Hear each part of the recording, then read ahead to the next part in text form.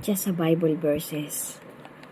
And it says, our Lord Jesus mentioned hell more often than heaven. It's fire and it's hideous. Matthew 9 verse 44. Hideous doctrines of hell. Matthew 8 verse 12. Those will be weeping and gnashing of teeth. The worm does not die. Fire is not quenched. James 12 verse 19.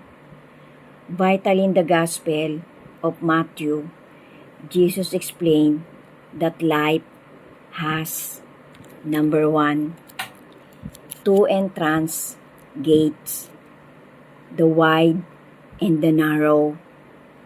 Number 2, roads, broad and difficult. Number 3, destinations, distraction, and life.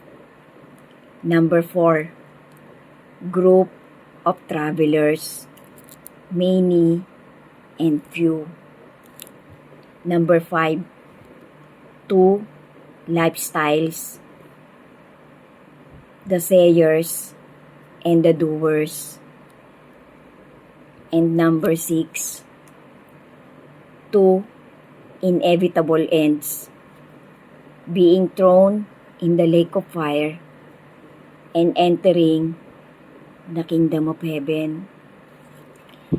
So guys, it only explains to each and every one of us that truly the love letter of our Lord Jesus, of our Creator, our Almighty, is truly a reliable documents.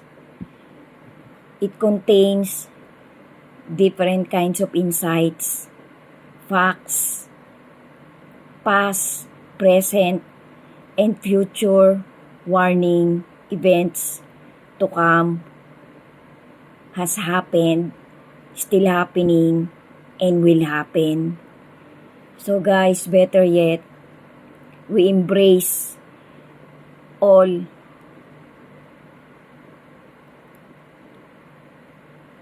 what is written in that love letter of our Creator. Nowadays, there's a lot of scoffers, unbelievers, blasphemers, but I hope, and I still have high hopes that still there are billions of people who have believed and have faith to our Creator rather than the unbelievers.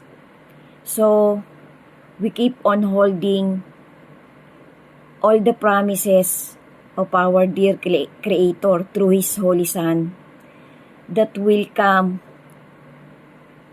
in the very near future. So guys, let's all keep on hoping and let's our faith be steadfast to our Creator, because truly He will bring our salvation to those who will never give up till the end. Thanks for watching this content of mine. I hope each and every one of us will have a little insight and motivation from this content of mine. Always have steadfast faith to our Creator. Let's keep on praying because salvation is coming. God bless us all. And again, thank you for watching and finish my content. To God be the glory.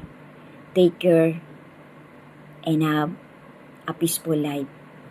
Amen.